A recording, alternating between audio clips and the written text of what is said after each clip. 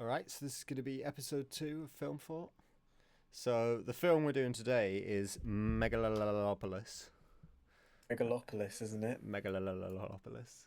Bit of a mouthful. Megalodon. How did you find it?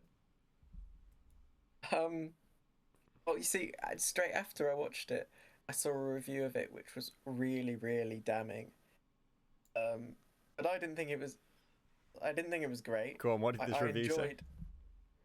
The review was basically just saying it's just rubbish and pretentious and not of substance at all. Um, Time and stop. whilst I agree with some of that, I enjoyed it. Um, I thought visually it was mostly pretty good. Apart from there were some Was points where it looked a it? little. It looked a little Shark Boy and Water Girl at one point. Shark Boy and Yeah, Lava Girl. I maybe. There were some points I quite liked. There were some points where it looked like a perfume advert. You know when when they stood at the top of Yeah, the on the looking random out. clock. It looks like a perfume advert, doesn't it? Yeah. Um, Yeah. but I didn't hate it. It's good. It's good Um, review. Didn't hate I it. I I enjoyed my time watching it because it was quite wild. I was like, wow, what's gonna happen next?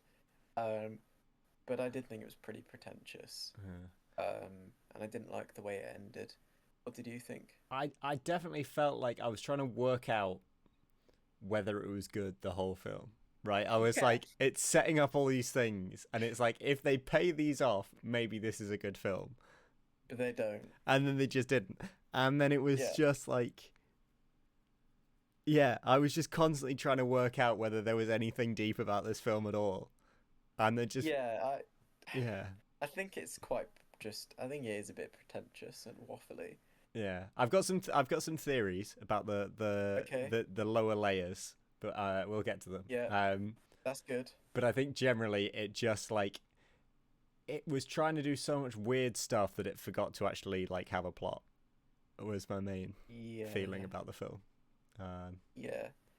Well, anyway, we'll probably get into it in more depth, won't we? yeah. Go on. Do you want to of the plot? Do you want to do you want to have a go? No, can you? Oh, Because I don't it's think I just can. I don't know how to like.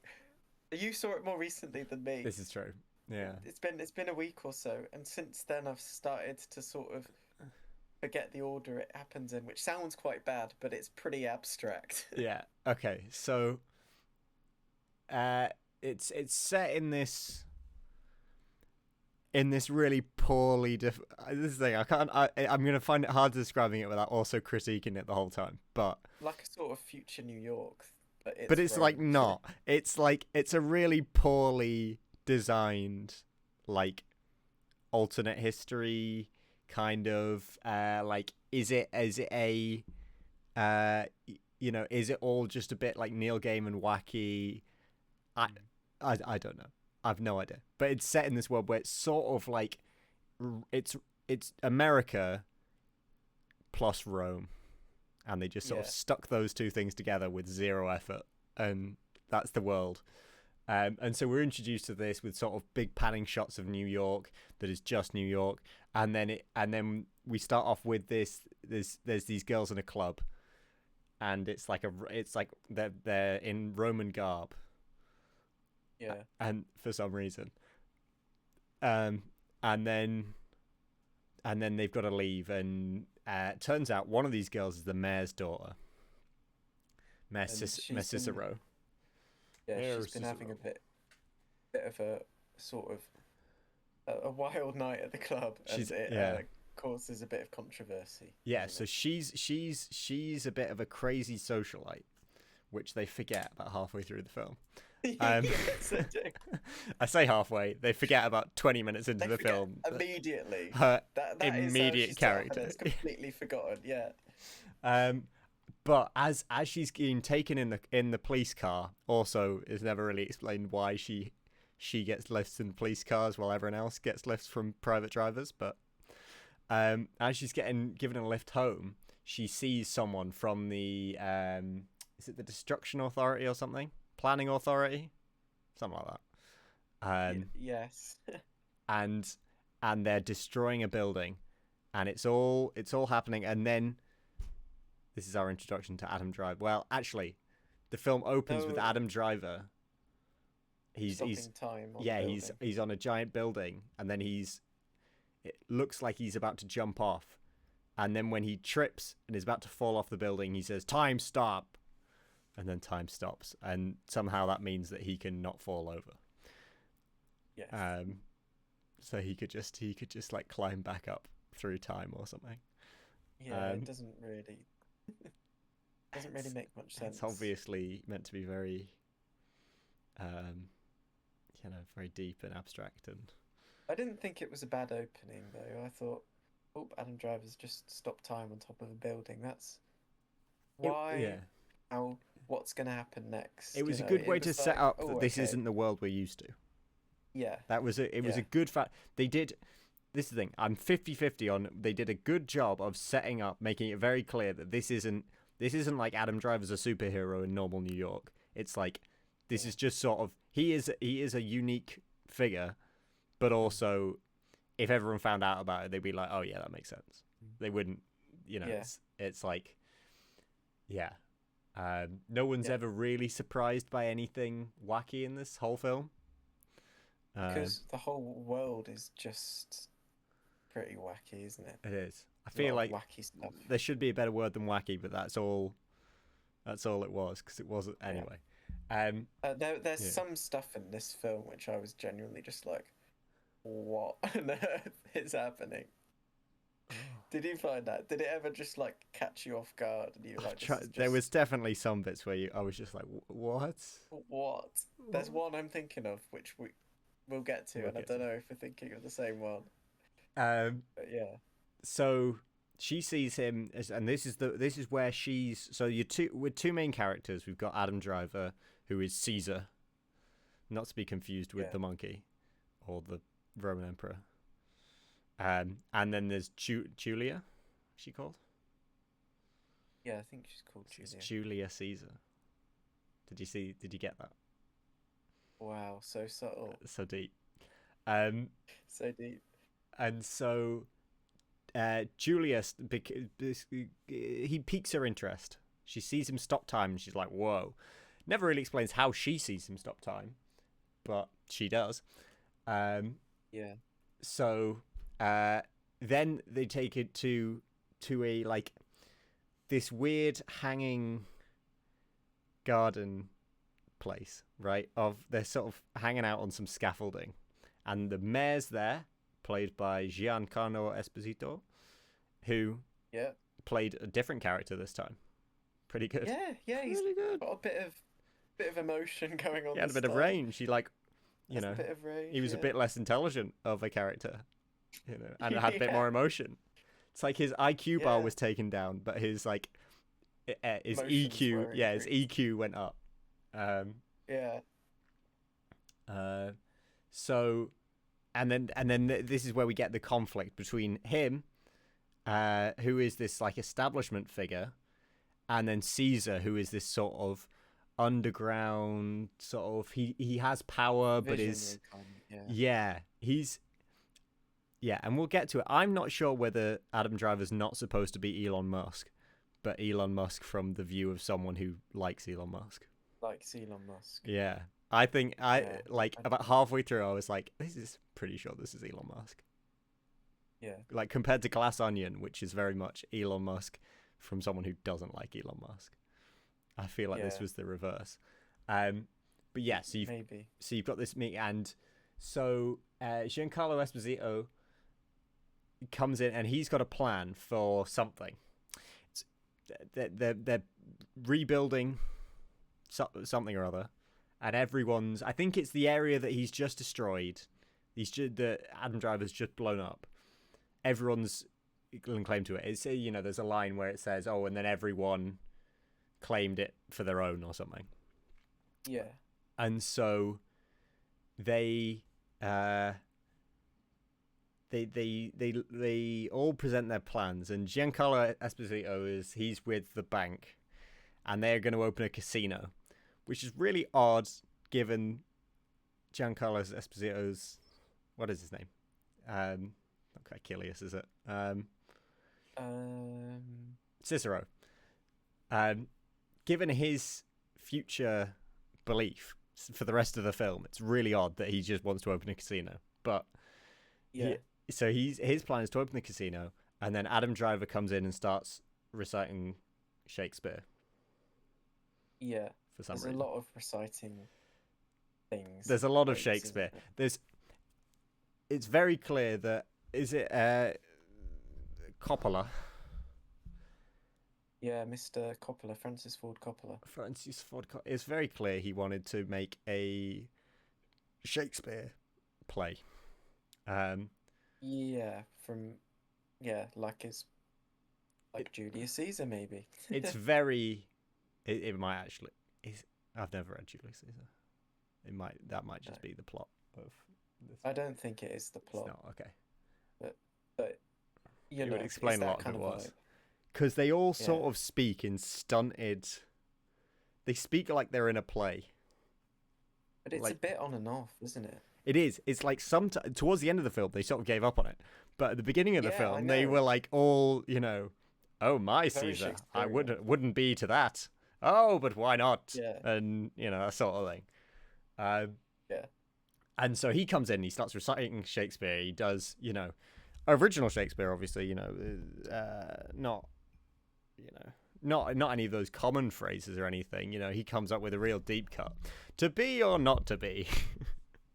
And I was like, did you want to maybe find any other bit of Shakespeare? I don't know.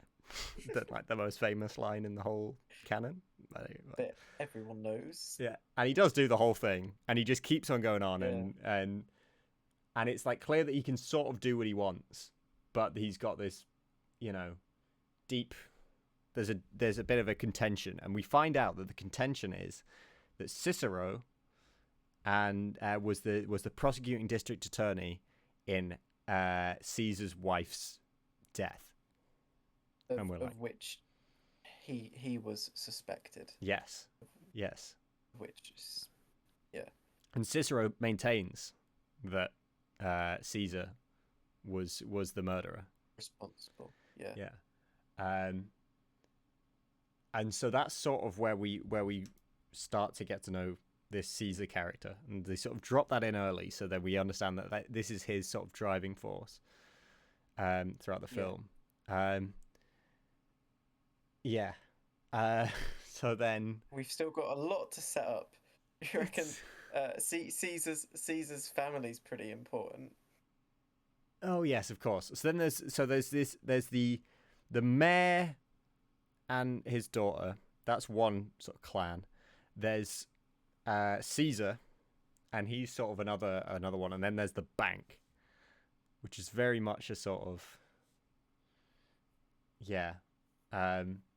there's this old chap who I forget his name, but he's the head of the bank, and then he's got this sort of family beneath him that sort of function more like a mafia than like a bank. They're sort of like a different in between a mafia and a monarchy. And they run this bank, but they sort of pull the strings and they tell Cicero what to do, and he's the guy at the head of the bank, Caesar's uncle, isn't he? Yes, yeah. So that's Caesar's uncle, and then Caesar's cousin is this Shia LaBeouf fella. Which took me about half the film to realize it was Shia LaBeouf. And once I did, it kind of ruined it for me. I think he was maybe the standout of the whole film until I realised he was Shia LaBeouf. Do you think? Yeah, he's a bit crazy, isn't he? Like, after he shaves his hair. So, like, I could really tell after after his head gets shaved, I could really tell it's Shia LaBeouf. And then he sort of dropped off for me.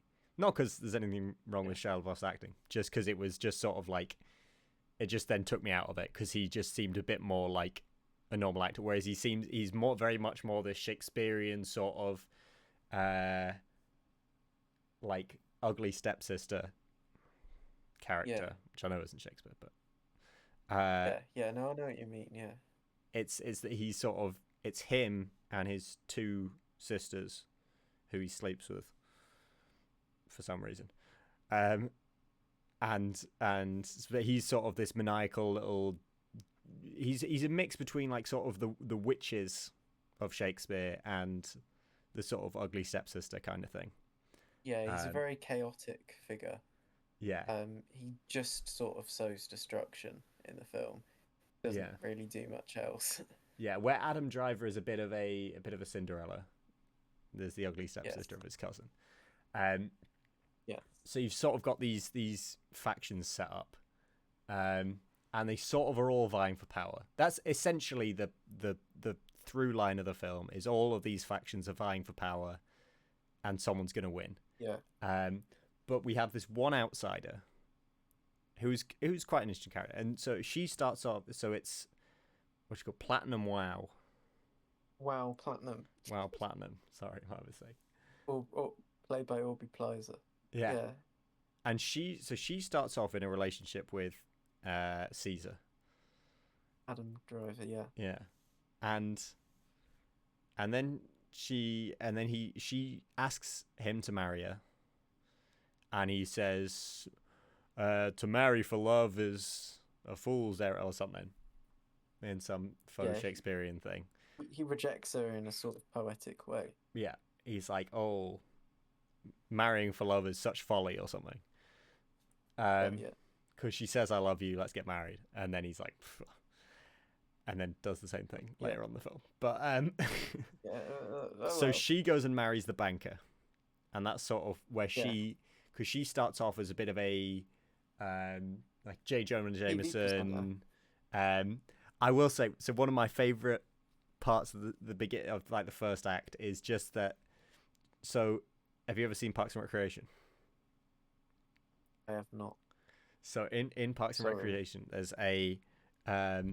there's like this so-called journalist called Joan Calamazzo, who's a sort of like Oprah Winfrey, Jeremy Kyle kind of, daytime TV host. Yeah. Yeah.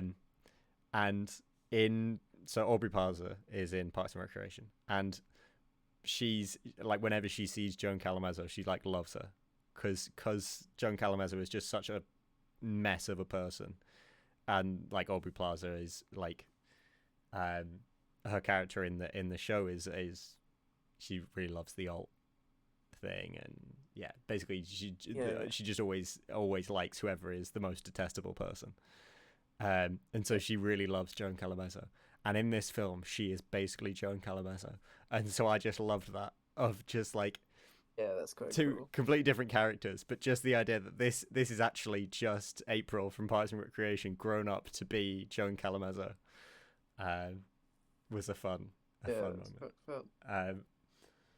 Yeah, and so she sort of inserts herself into this establishment power dynamic in a way that's similar to the way Julia does, because although Julia is a part of the establishment, she's been living on the fringes in the socialite world, having no impact on the world. Yeah, she's sort of been forgetting about it and doing her own sort of socialite Yeah, stuff, right? she's been the mayor's daughter, and the start of the film is her breaking away from the mayor and becoming the aide, the co-worker of Adam Driver. Yeah. And so it's sort of set up of the three main establishment figures of Caesar, the bank, and Cicero, and then these two outsiders that have come in. And so they sort of both come in around the same time, and sort of Yeah. they're also sort of trying to get. It's unclear. One's trying to get power, and the other one is really unclear what she wants the whole film, or what her character is. The mayor's daughter. Yeah, or anything about her. She she she's sort of intrigued, very intrigued by Adam Driver, and sort of, you know, I think she does sort of share his vision. And I think she is interested and intrigued by that and his charisma. And I think that's why Charisma. she starts working for him. I do think she's sort of taken by him and his ideas, if that makes sense. That's how it seemed like they were trying to portray it anyway. Yeah, but she sort of doesn't get taken by his ideas. Well, she does. She Oh, does. So she goes to visit him. yeah. So they've had this this big early Shakespearean confrontation, because the whole thing is just obviously a Shakespeare play. So they have this big confrontation where all the cast is shown off in the same scene, and then they end scene and they break apart. And anyway, she goes to visit him because she sends him this magazine that she's drawn on to make fun of him when she's drunk. And so she goes to get it back before he can see it. And he opens it in front of her and he makes fun of her a little bit. And then he tells her to go away because she's an idiot. Is basically how that scene goes. And then she's like, no. as she's about to leave, she's like, "Oh, but I saw you stop time." And he's like, is he intrigued? I don't. Is it like, oh, I know? It was very unclear what his reaction to this was, because it seemed a bit like, is it Twilight? Twilight. There's a vampire. I can't remember if it's Twilight or Vampire Diaries, where they're intrigued why. Maybe it's not. I don't know. Anyway, they're intrigued by this idea that there's this one character who is like resists their effects. They can't control them. Is it Twilight? Could be Twilight. I know Bella is like, her thing is that she's resistant. Edward can't read her mind. That's it. Yeah. That's partly why he's sort of allured by her. Oh, there was a different show I was thinking of as well. But yeah, there's sort of like this sort of thing of like, why is it that this one woman? That's sort of how they play it. It's like, oh, why is it this one woman can see him stop time when no one else can? But then also they sort of play it as it's like, oh, maybe she must have some imagination after all, and he just does a complete 180 on calling her an idiot, because he's like, oh, come to my workshop, and then there's a bunch of children playing. And he's, I mean, that is a question that isn't really answered. Why is it that this one woman can see him? Because that's her only claim to fame. She is a uneducated socialite. He makes fun of it. She says she dropped out after 1 year of med school, and he just makes fun of her over it because she couldn't do it.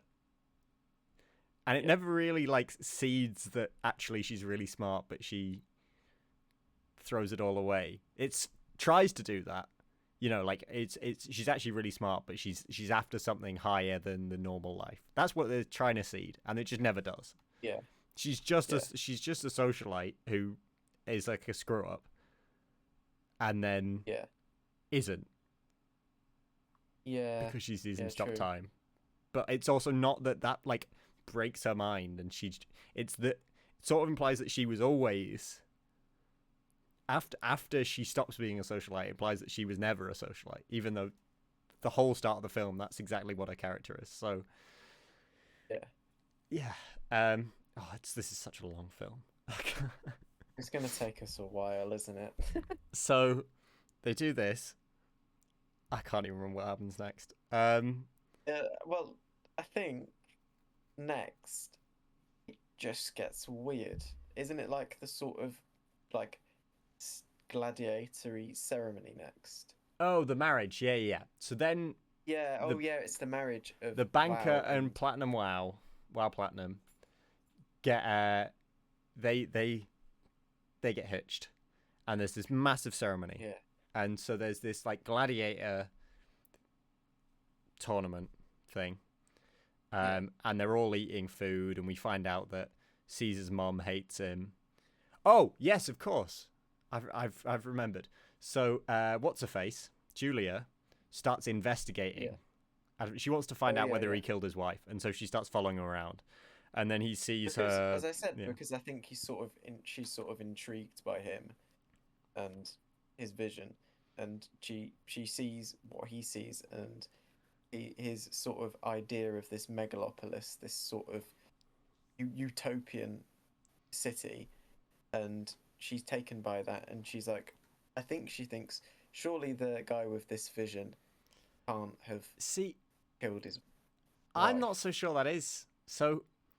And No, maybe I missed this. Maybe I missed this in the film. But I'm not.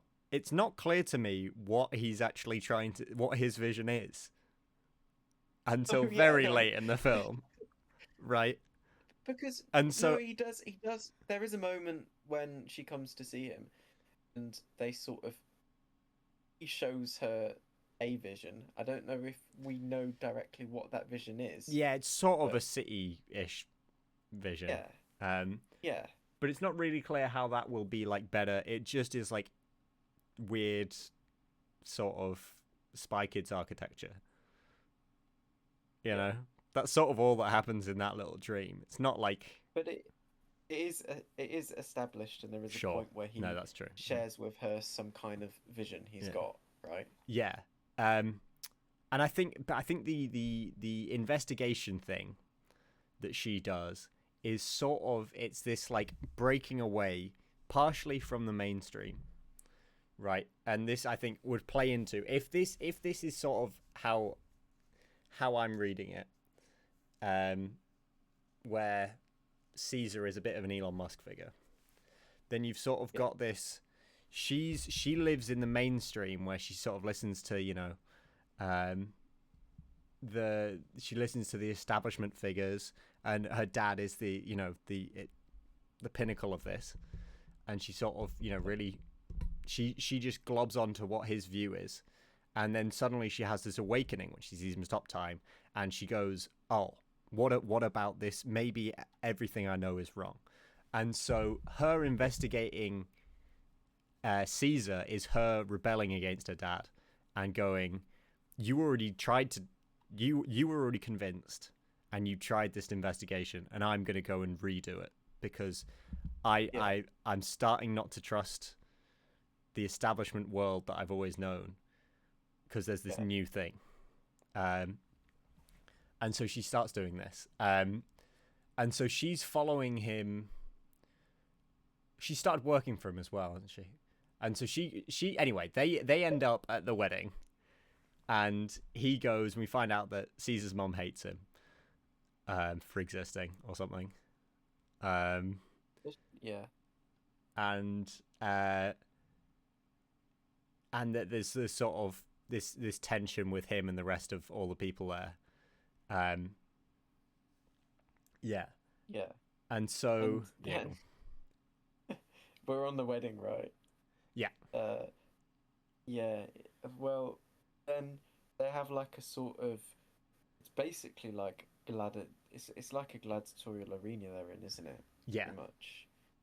Um, and then they do have like wrestling, don't they? So it's basically just like the gladiator stuff of the olden yeah. days. They've got like a mix of Um, these like modern and like Roman. So it's this thing again of I don't think it was very well, but they have this like fusion of Rome and New York, and so you've got actual gladiators, doing the like chariot run, but then immediately after you have like WWE wrestling, yeah, and yeah. then you have and so during this time Caesar goes and gets hammered, and he starts taking He's cocaine or something. drugs or Yeah. something.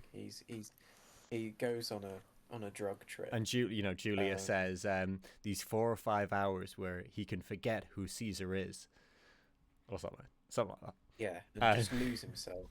Yeah, And then and then in his drug trip, he's like doing his time stuff as well. So he's like moving time forward and backward, but I wasn't sure, is he actually doing it or is he imagining this? yeah. He's sort And of is like, he and he sort of lives in his own like mind palace thing. Yeah, he's got such a sort of distorted, like the changing the reality stuff, it just changing time up and down, it distorts things completely. It's like he's completely just in his own, yeah, as you said, his own mind palace, his own weird distorted reality away from everything, for a few hours. Yeah, and so he does this, and he sort of starts getting beaten up. Um, Does he Yeah, get? and then So then there's this wonderful performance. It's supposed to be a bit like, so I what is it called? The what was Vestral, that? the Vestral. The Oh, and we're also introduced. Sorry. Oh, there's just so much. There's so much. We're also introduced to the Megalodon, which is this revolutionary building material that he's made, that he invented, and he got a Nobel Peace Prize for. And he's made a dress out of it for this girl who's the Vesper, and her whole deal is that she's a virgin, and people pay her to carry on being virgin. And they bid on her. It's they bid on the years. She can be a virgin. It's very odd. But I think this is linking back to Yeah. presumably something that happened in Rome. Where you would have these so we're figures. like, yeah. the way it plays out, though, we're like just introduced to the fact that she's a virgin and that people bid on the years she can be a virgin.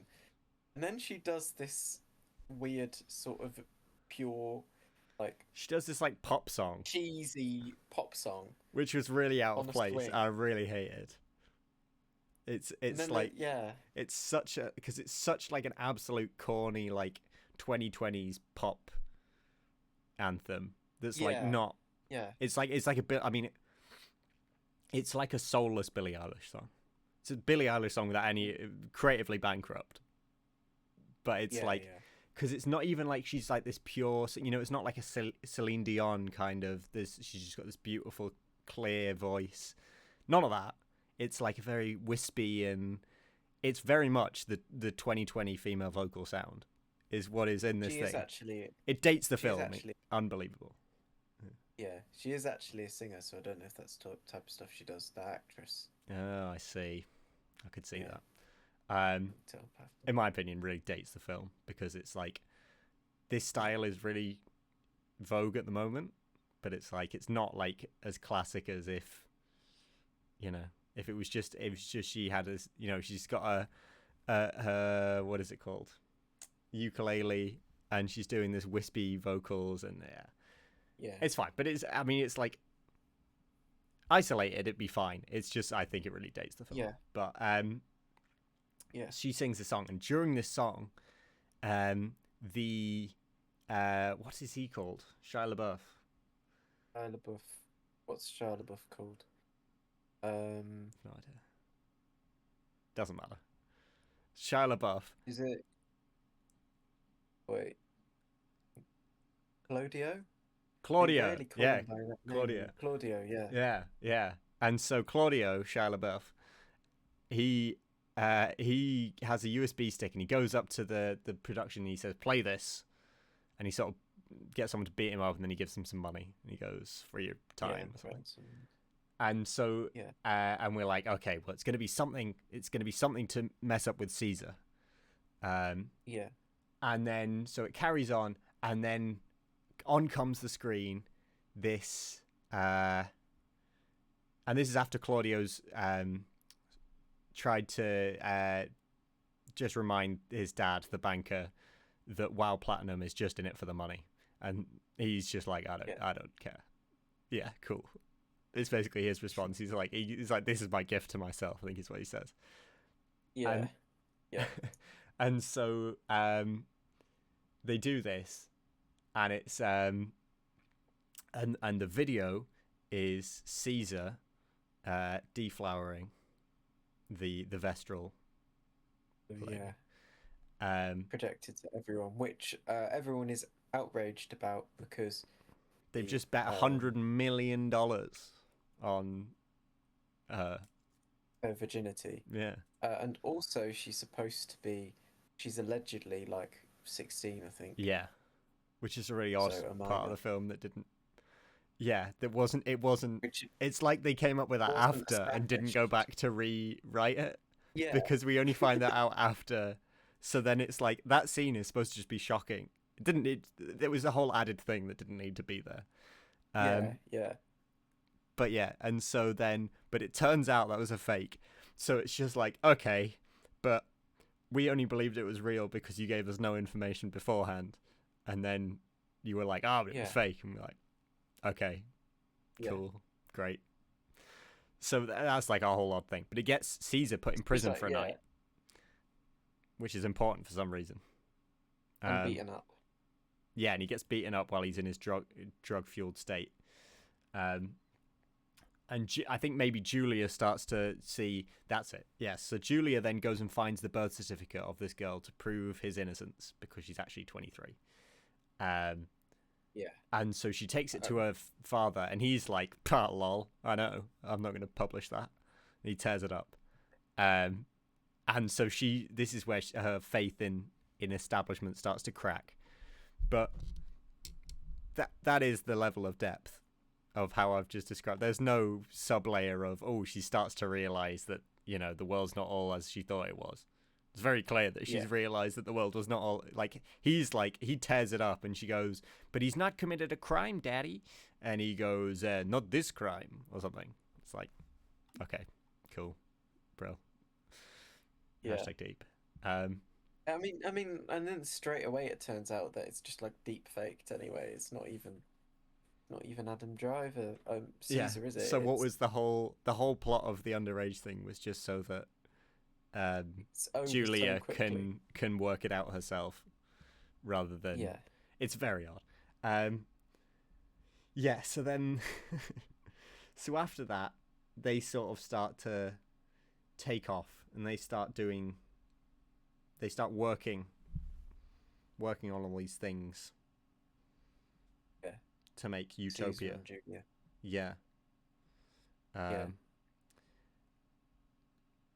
And that's sort of the middle of the film. I don't really remember anything that happens in it. They start a relationship. That's later on though. There's like a whole middle section of this film where something happens, but I don't know what. It started at that point. I thought it started now. Does it not start at this point? It starts when he kisses her on the clock tower. Yeah. Yeah, in the perfume advert bit. Oh yeah. Okay, I was thinking it was more in between. So then Adam Driver is like really miserable because everyone thinks he's a nonce, and he's gone up to the top of the clock tower and he's like, I can't stop time anymore. And then she's like, but do it for me. And then he does it, and he's like, I can stop time still, and all is restored.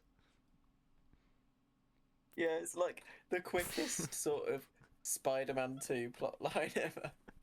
It's obviously, yeah.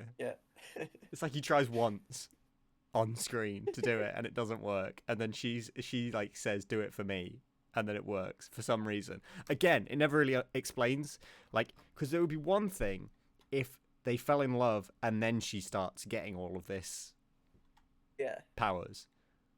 But she does. She just has it.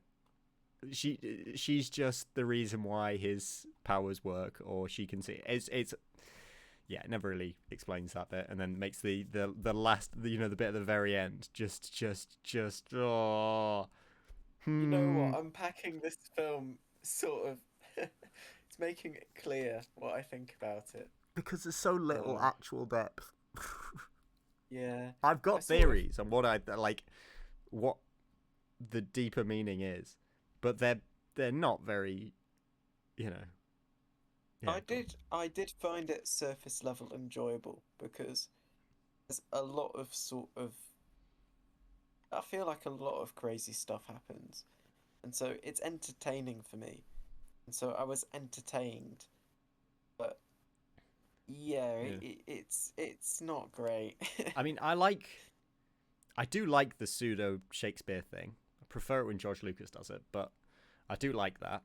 And then I really like pretty much all the characters in this.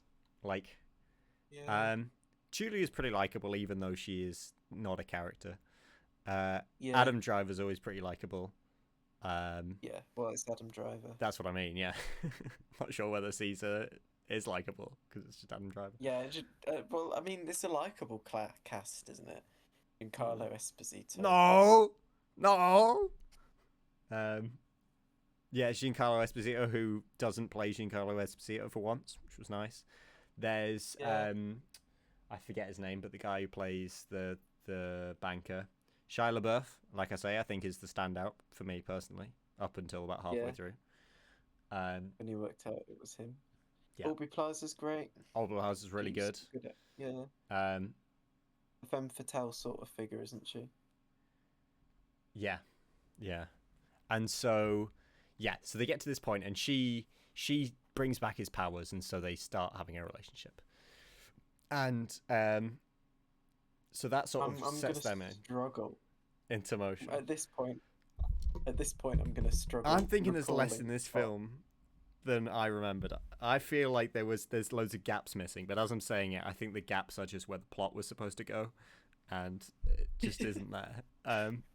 Yeah, So then, so they sort of strike up a relationship, and they start working on things, and they're like in love, and they sort of are building Megalopolis, and and then she she tells him that she's pregnant with his baby. is that the next plot point? It's so hard to keep track because there is no plot. It's not building to the end at all. It's like Maybe there's more of there's Shia just LaBeouf things that happen. Yeah, because what's he called? Claudio. Claudio. Yeah. Um, he like starts his own sort of group, right? Is this, He, is this his happen own then? his own. I It's guess his yeah. own police power, isn't it? That As they're starts sort around of this building point. this, Yeah. yeah, they do this. Yeah. I guess he must do. Yeah. So Claudio starts to go down to the people, and he's like, I will be the man of the people because no one else is. Caesar is this champagne socialist. What's his face? What is his name? Cicero is Cicero is the like Cicero is the well-meaning Republican. That's who his character is. So this is my reading of it anyway. So it's basically the contrast between this is political theory, mine. It's the contrast between the left in its right place and the right in its right place. So Caesar is the left. He is this like pseudo communist that is like he's gonna he says there's a bit where he says everything should be within within the same equidistant from a hospital, a bakery, and something else, something like that, and a theater. And so he's got this sort of dream of utopia. But then you've got Cicero, who his whole motivation this whole film is basically don't break the thing that is currently feeding us. So that's that's supposed to be the political pull, is you have Caesar, who is this well-meaning guy that might ruin everything if left unchecked. If Megalodon is this dangerous material that it's some people allege at certain points, then he's going to destroy the world. And Cicero, who the world is not great, it's sort of slowly crumbling under him, but for the most part, everyone is still there. Like And one of the things society remains to function under Cicero. Civilization is the branch worth having, whereas Caesar believes that civilization was the mistake that continues the oppression of man. So that's the tension, is you've got these two well-meaning political forces that are like tussling. And then you've got inserted into this is this populist who is what's his face? Claudio.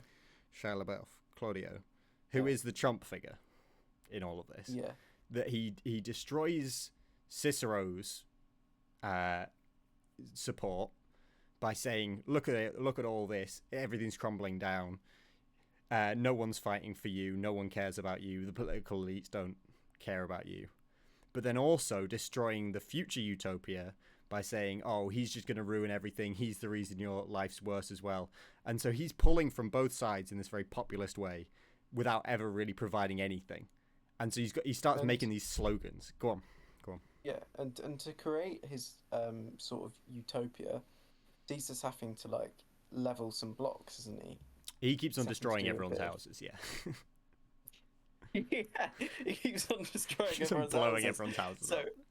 so everyone's a bit pissed off, and like complained like he's just destroying my houses, and Shia LaBeouf also plays on that as well, Yeah, and uses that against Caesar.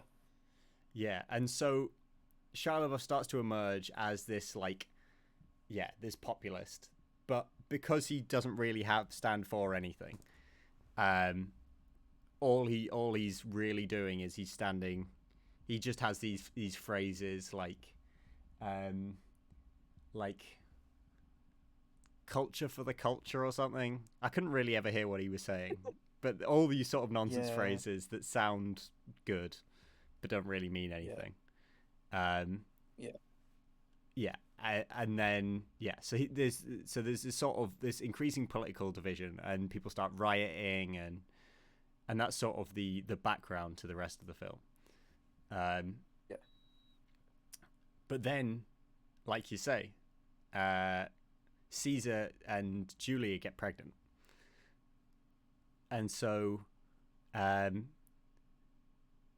the Cicero has to sort of reckon with the fact that Caesar is like, Julia says to him at some point, how could I love anyone evil? She's like, he's got to wrestle with the fact that this guy that he just despises, thinks is just the end yeah, of the world, is like so loved by his daughter and is going to be the father of his grandchildren and stuff. yeah, And so that sort of brings them together a bit, but then it's still Cicero can't really let it go. yeah, And so there's a big twist. So Cicero, well, it's a minor twist because there is no plot to this film, so there couldn't be a big twist. There's just another thing that happens. Cicero says, he gives him an envelope and he says, you can have this if you leave Julia, if you let her go or something. And it turns out that Cicero helped cover up the there's this big question of where is Caesar's wife's body, and Cicero hid it as part of the investigation. They knew that he wasn't guilty, but they wanted to pin something on him, so they hid her body yeah, and they blamed it on him. yeah, And it turns out that she's pregnant, I think, when she dies. yeah, But she yeah. dies because she thinks he's cheating on her. Also, barely fleshed out. Was he? I don't know. Yeah. Was that the reason why she died? Yeah, because she comes in and she says, "Why is there lipstick on the cigarette?" Oh yeah, yeah, It's like it's sort of all in flashback / in the Megalodon thing. yeah, yeah, Um. Anyway, so then I think this is where I'm saying it's very unclear what happens, because I don't know whether he leaves Julia. I've no idea, yeah. because the next time we see them, she's I sort thought of, he did briefly on the other side of the road from him, yeah, and they like, and not with him. yeah, And she says to her mate, "I'm just gonna go over to see him," but it's like in a sort of, yeah, we don't see each other you anymore. know, Yeah, yeah. and so But yeah, we're not go left on. to dwell on that for very long. No, Are we're we? not. Yeah, why bother trying to work out what that problem is? Because something major happens. A little boy comes up, spurred on. So during one of his political ramblings, Claudio says, "Will no one rid me of this cousin?" Which is a Shakespeare quote. If you again, Is it really? Wow. pretty sure that's a Yeah, bit no, of it does sound like of it. This Shakespeare. film, Shakespeare quotes. I don't know who could have seen that coming. Um, and so that makes what's his face perk up. Oh yeah, there's another character who he just picks up at some point, who's his like right hand man, Shia LaBeouf's right hand. Shia LaBeouf, who he's like, is it? I always forget. Hold on, I'm gonna look it up. But yeah, so do you want to lead through what happens as a result of this? Him saying, "Who will rid me of this cousin?" Yeah, so that little boy, this little boy goes up to Adam Driver in his car, um, and I think is he just getting his autograph, or something, and then he pulls out a gun and he shoots him in the face. And then Adam Driver's been shot in the face, but that's got like repercussions for like.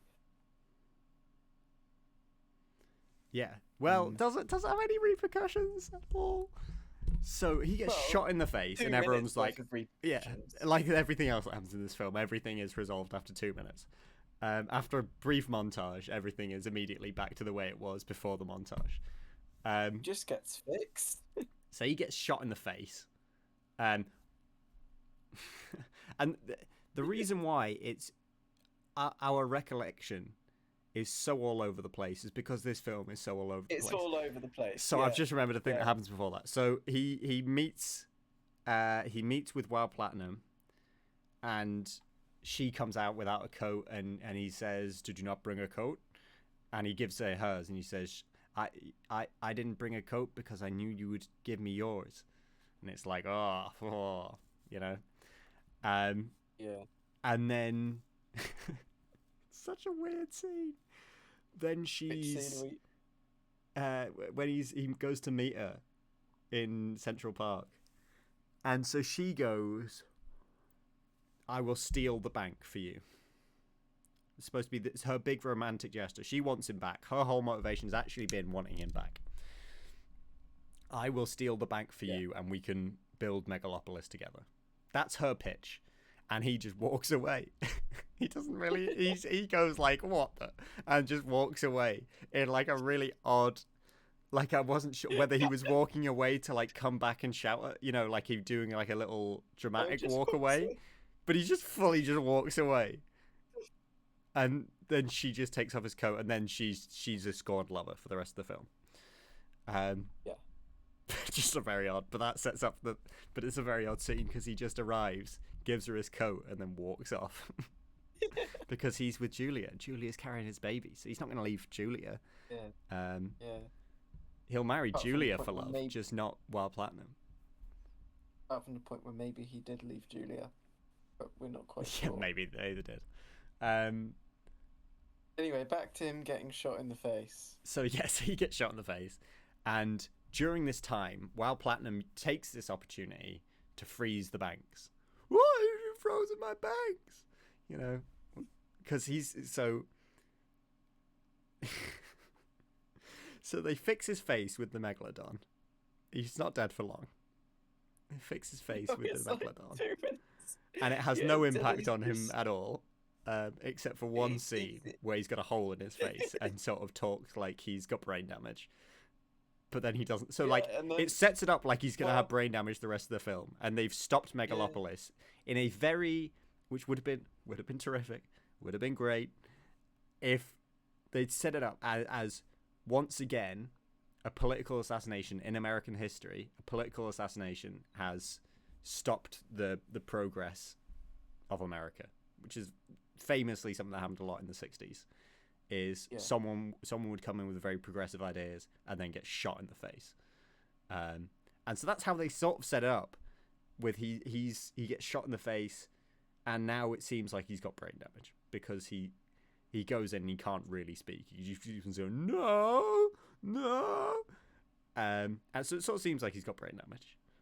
And so he goes, "My banks are frozen. Why are my banks frozen?" And it's because she's frozen the banks. Because she's taken over, stolen the bank, but not for him anymore.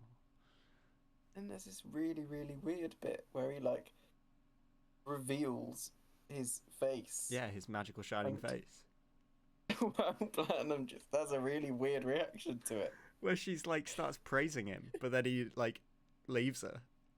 Like it's so weird. It's odd. It's really she flip flops to no end. It's like is he God? Is that the implication? Don't know. Because I wasn't sure if what they were doing for the whole thing is he's got this great pure vision, but at the end of the day he is a human and humans are imperfect, so that vision can't be carried out. I thought that was what they were going to go for, We'll get there. We'll get what they but went it for. isn't. It's not. So then they unfreeze his bank accounts, and it has zero effect on the rest of the film. Um, and but this enrages Claudio, and Claudio has this speech that he says to him when he sees him. He was like, "I was so mad when I found out you'd been shot because I wanted to do it."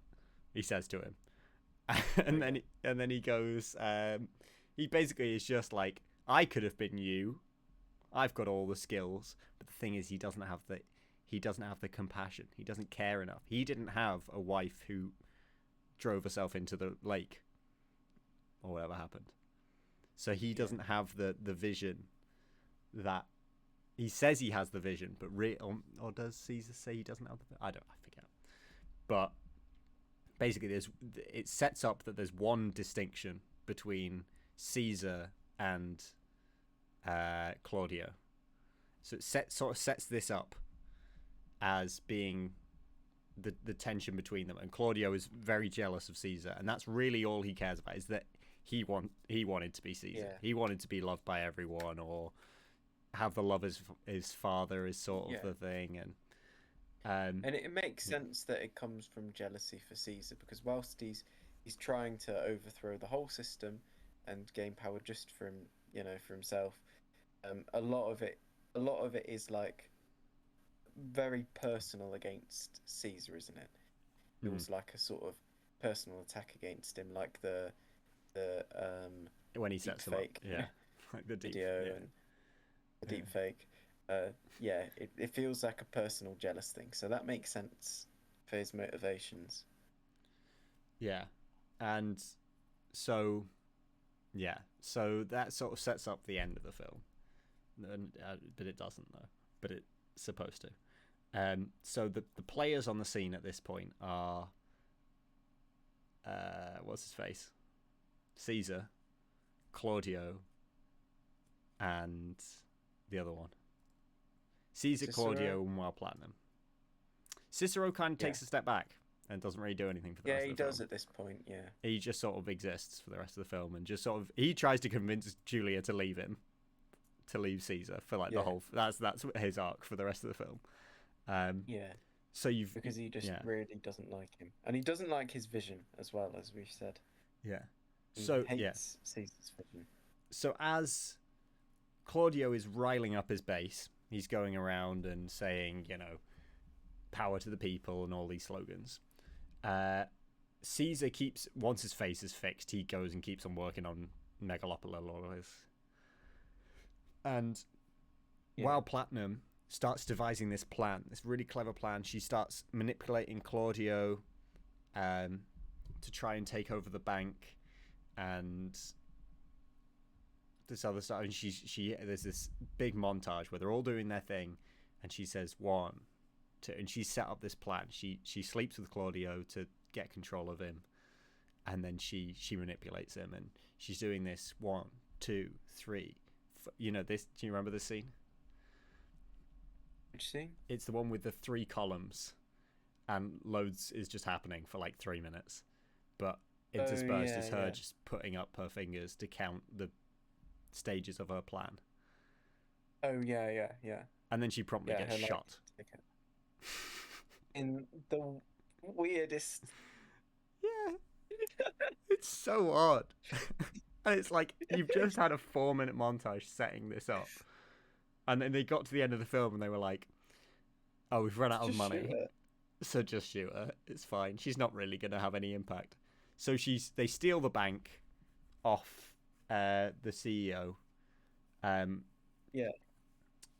or they who almost was her husband. Yeah, well, it still is at this point, but the marriage isn't really alive anymore.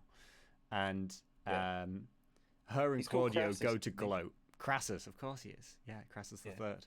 So they go to gloat over him, and he looks like he's sort of on death's door. And apart from one shining. So there's the thing. Earlier in the film, people are like, why is Crassus with Wild Platinum? Because Wild Platinum's young and attractive, and he's he's old. I mean, it's his money, but people are like, oh, I've heard he's he's got a weapon, he's got a package, Well, um, a weapon he has. a weapon he has, and so he's lying there with a blanket over him, and there's like And she walks in a dressed as sleep Cleopatra. bulge. Um, Yeah, Another yeah. Shakespeare So reference yeah, with for no reason, with a, but yeah. with a revealing outfit, and there's like clearly something under the blanket at his hip area, and he's like, "Oh, I'm just pleased to see you," or something like that. And then And then so he she's pulls yeah. he pulls away the blanket, and it's a crossbow, and he shoots her. And he just shoots her, and then she just dies, and that's the end of her. One of the main characters of the film, and then he shoots Claudio twice in the ass, In the ass, yeah. I actually and Claudio can't just believe runs that away. scene. And then he gets out of bed, and he has a Scrooge moment where he goes, oh, from this day on I will share what I have, and Oh he yeah, goes, I will be, because Caesar says to him in the scene where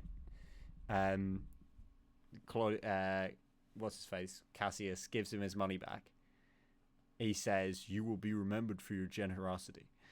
And so he says that again, and Crassus, he goes, I would be remembered for my generosity, and then gives all of his money to Caesar. He gives the entire bank's money to Caesar to build Megalopolis. least earned Scrooge arc Yeah. ever. So now Caesar's got his money. He's what's his face? Cicero's sort of shut up for reasons, while Platinum's dead. And I think this happens earlier, but it doesn't really matter. A giant a Soviet satellite crashes in the middle of New York and clears a giant space. Right. Do you remember this? Yeah. This happening? Yeah, it Yeah. just like some things in this film, it just like happens, They sort And of then- lay some groundwork and then it's over. where they're talking about this satellite for the rest of the like the earlier in the film. They say, "Oh, it's gonna fall down over Labrador," and then it doesn't fall down. And then there's a bit. And then Do you remember the scene where he tells him? He goes like, "Sir, you know the satellite that's gonna fall down over Labrador? Yes, it's not gonna fall down now. over Labrador." He goes, "How much time do we have?" "None, sir. That's not enough time. I'm aware of that, sir." And then it Then it crashes just and kills falls. like, countless thousands of people. And then it's just like swept under the rug. And it's sort of implied that Caesar knows as well, because he says, he's like, "Time, show me the future," and Yeah, he sees it, and it's so. So here's the thing. I read that as, the bits earlier in the film where he's evicting everyone. yeah, I read that as he's actually been evicting all the people that would have got blown up. And so when Yeah. he's evicting everyone, that land's gone either way, and so he's cleared them all out. This will be the location of Megalopolis. yeah, And so he's cleared it out, but he saved the people. The whole time they think that the evacuation is killing them. The eviction's killing them. They think it's an eviction and it's an evacuation. That was my best, best faith reading of that happen. Because otherwise, he knew that it was going to land and wasn't evacuating anyone, and everyone just dies because he... Was it? Yeah, You know that scene where they watch Yeah. it come down, and he's like, Yeah. "Whoa." And then there's these massive riots. They evacuate the mayor, and then Megalopolis is built, and that's the end of the film. yeah. Megalopolis is built. They go to Megalopolis.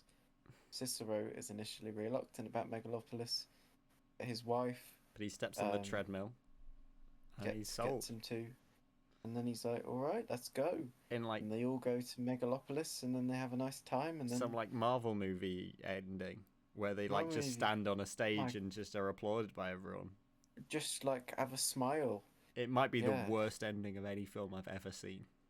it's a pretty shocking ending, and as I said, it sort of it undid my reading of the film because I thought, as I sort of said earlier, it was going to be he's got this vision for something perfect, but because men are imperfect or people are imperfect, that can't be done. It can't be done by a person. He's sort of playing God, and maybe he shouldn't have this power. And so the stuff where he's having that trippy dream sequence and he's like stopping time whilst he's on his trip, that made me think, oh, okay, he's sort of playing God here. Um, and he's got this. Yeah, that's what I thought.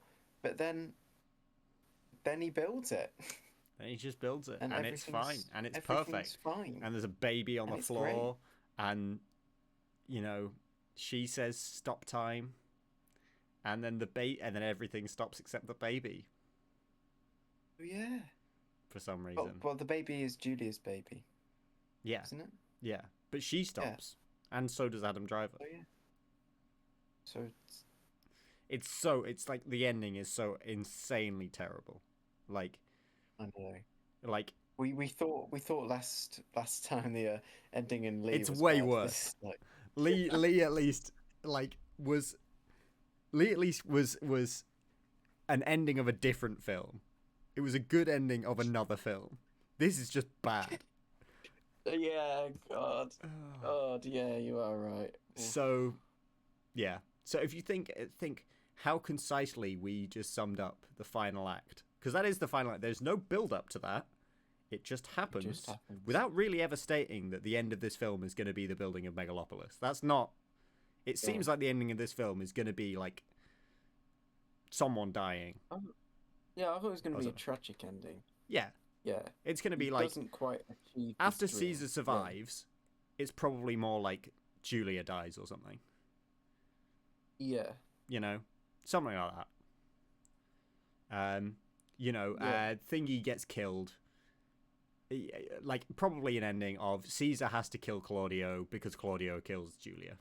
That's probably yeah, the ending I was expecting, something like that, which also isn't great, something but like that. at least it like pays off the Or plot points.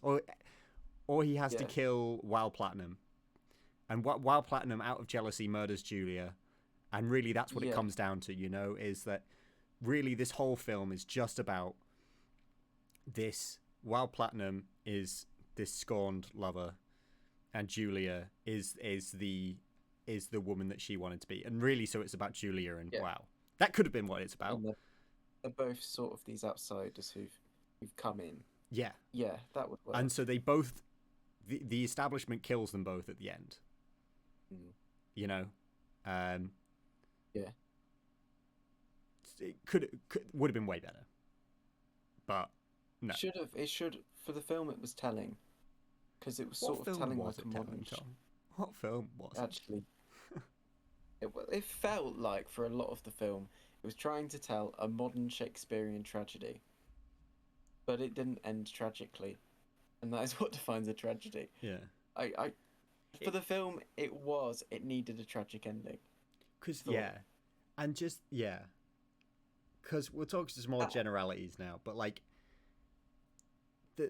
so there's sort of like there's the big speech at the end, and so it's trying to be like Hamlet, or is it Hamlet? No, Othello, right? Othello's the Scottish one. no, Macbeth is the Macbeth. Scottish one. Thank you. That's what I was looking for. That's what it's trying to be. Mm. Is where it goes.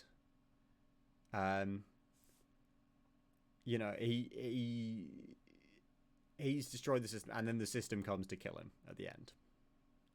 Yes. Yeah. And then so there's the hoarding masses of I forget what they're called, but the forest army. Yeah, at the end of Macbeth. Those are what come from Megalopolis, and he tries to make his speech on his giant floating screen in the sky. And in this version, he just persuades everyone with a bunch of word salad that doesn't mean anything about what the future could be or something. Yeah. And it's like, well, all these people Yeah. have no house. They don't really care about what your future is, Like, he's not built Megalopolis at this point when he gives the speech. Oh, he's built it, but it's not visible. I don't know. The end just doesn't happen, so...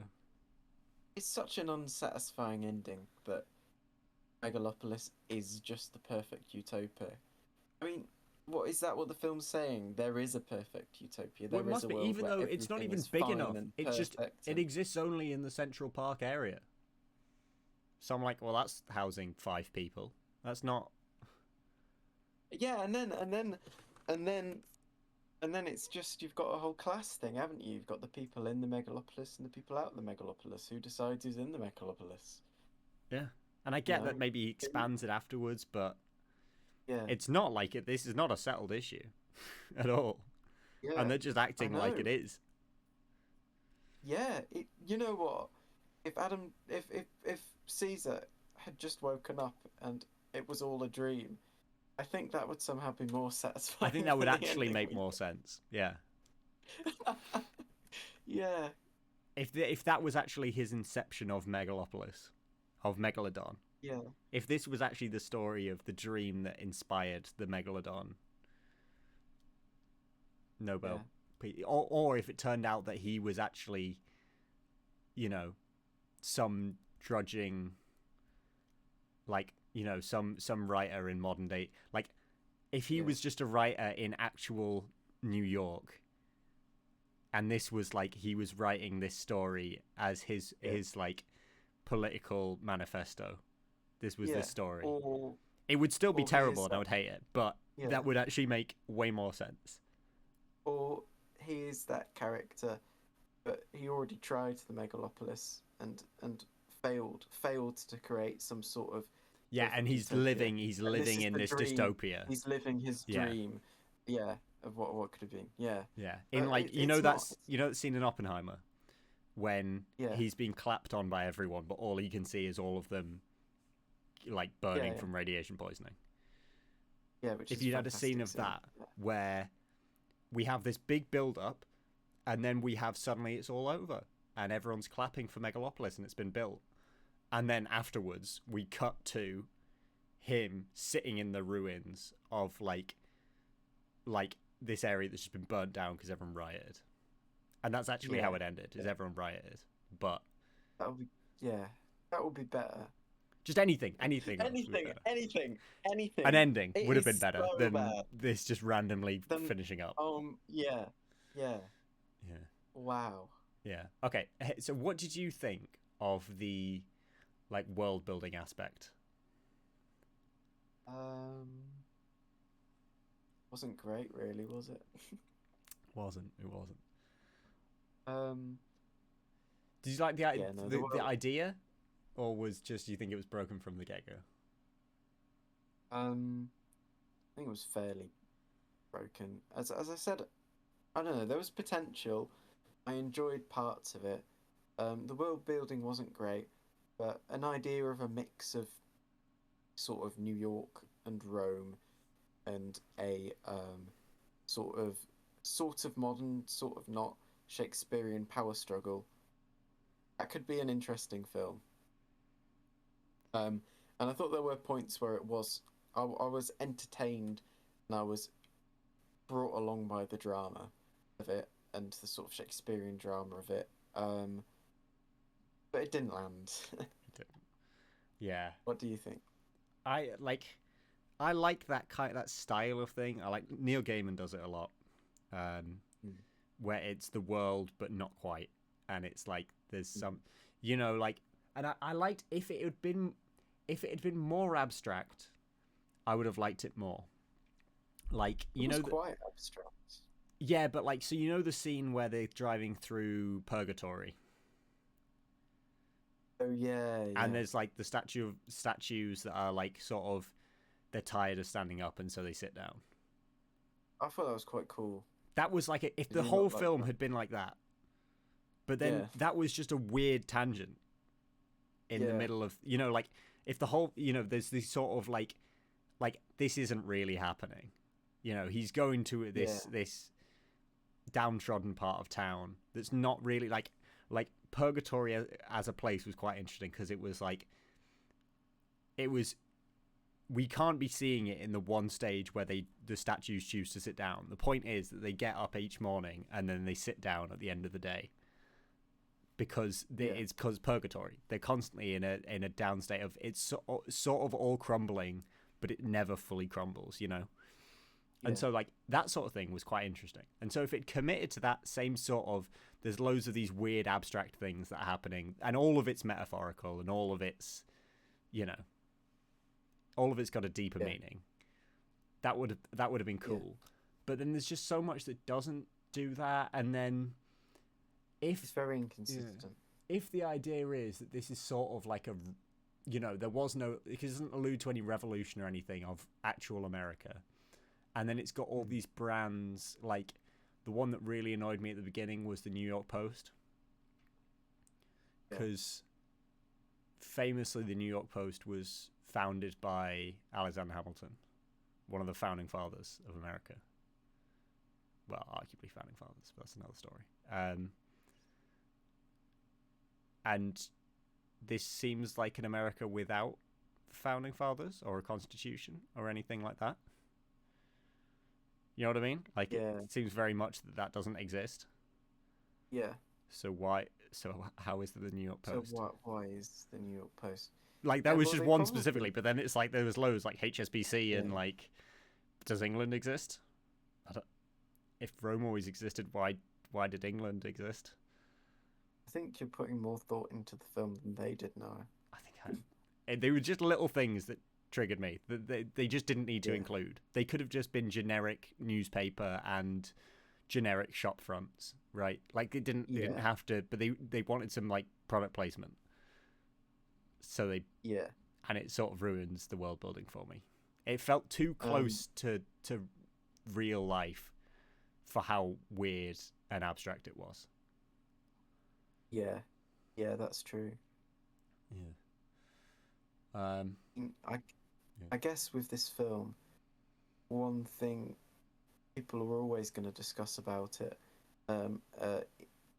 it can't be separated from Francis Ford Coppola. So I don't know if you tell us a bit about Francis Ford Coppola, because I don't know anything. Francis Ford Coppola, well, he's a very, very famous director. He started off directing in the 70s. There was a new generation of directors in the 70s. They were called the Brat Pack directors. I can't remember why, but they were like this new generation of ones. Spielberg was one, Coppola was another, and then there was like Scorsese, and they all did some quite popular films. And so Francis Ford Coppola's most famous films are the Godfather trilogy, which is so much better than this. Had not realised that it was him who did those. That's I know, yeah. When you realise, I know. And he also did Apocalypse Now, which is pretty fantastic. He did a film called The Conversation, which I really want to see. Yeah, but you ever seen Heart of Darkness? It's way better than Apocalypse Now. Sorry, go on, carry on. That was just a reference. Have you seen Apocalypse Now? I haven't. Carry on. But yeah, he would be. When I was studying film, they came at this idea of the auteur, which is basically in film criticism in the 60s. It's the idea that some directors are the author. It is their work. They have a sort of distinctive style, and they put that in all of their films.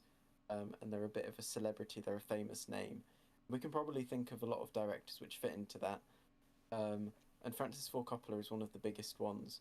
And so the fact that he wrote, directed this film,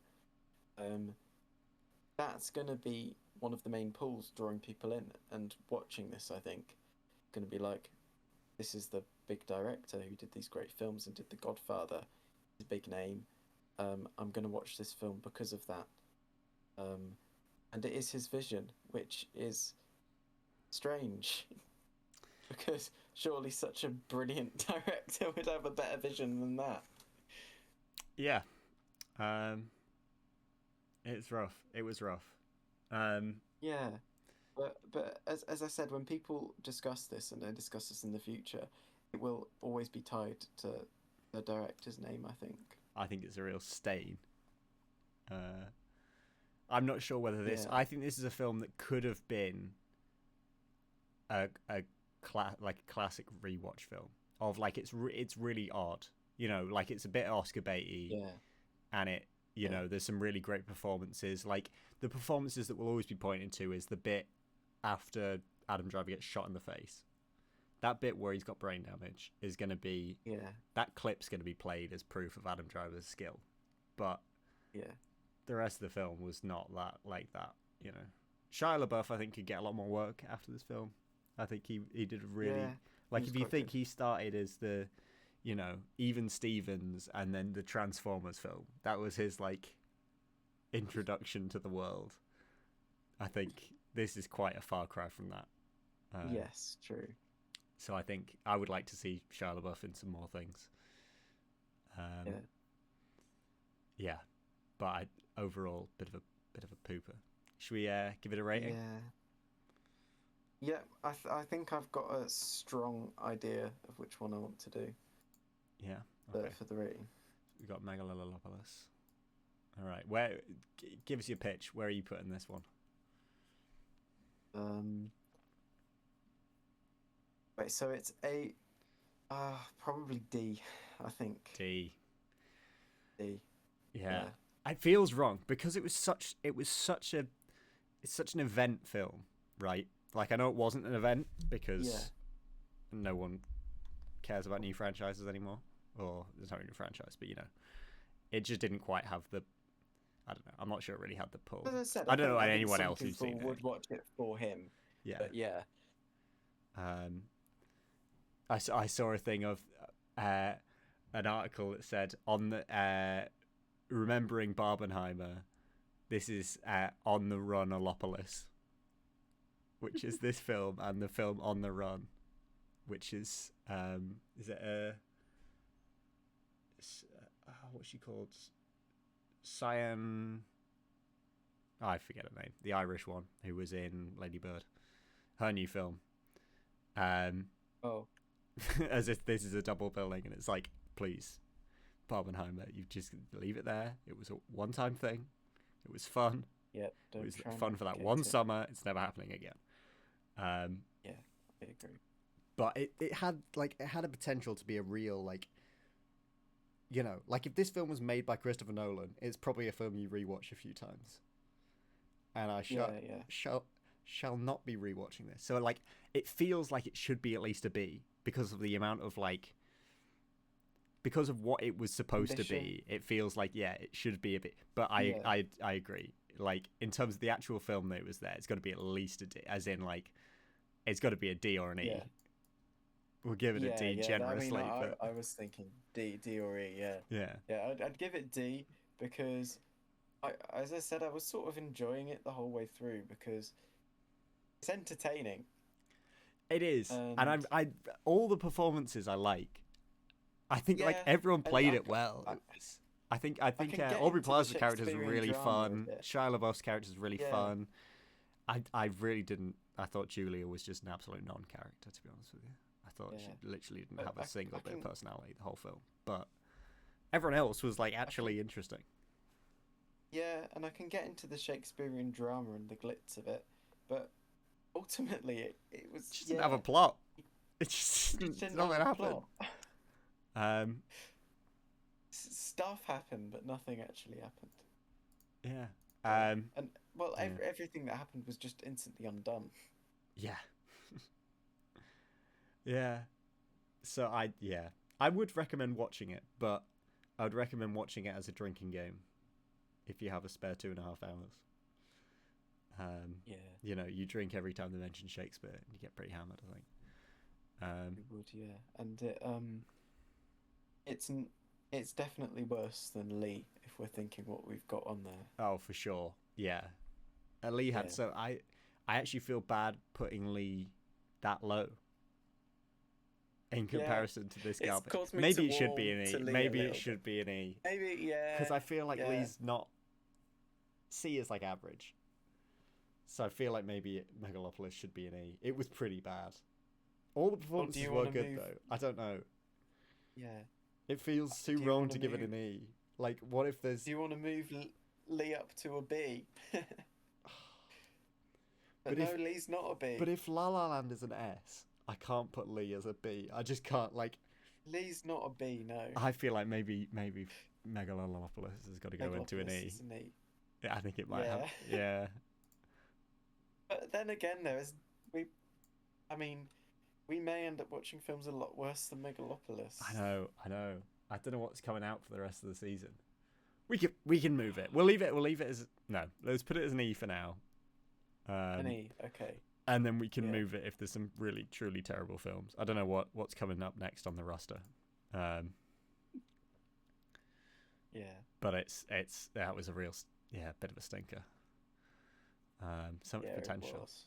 Because we were excited about that going into it, Yeah. and then I thought, oh, what's it going to be like? I saw it was Francis Ford Coppola, guy who did The Godfather. I was like, oh, he did The Godfather. The Dogfather. That's a film I'd Well, watch. The Godfather's The Dogfather. The Godfather's got a lot of family drama and it's a bit Shakespearean, but like the difference in quality between that and The Godfather is just Yeah. It doesn't need to be said. How's this for a pitch for a film, right?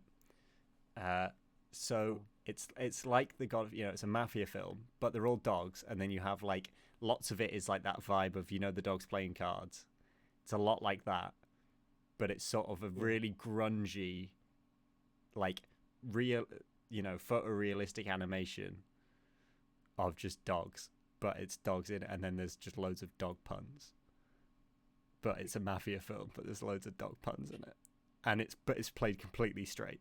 It's not a comedy, but they just they're like, oh, Johnny, he was a good kid. He was a good kid, but he had to get boned.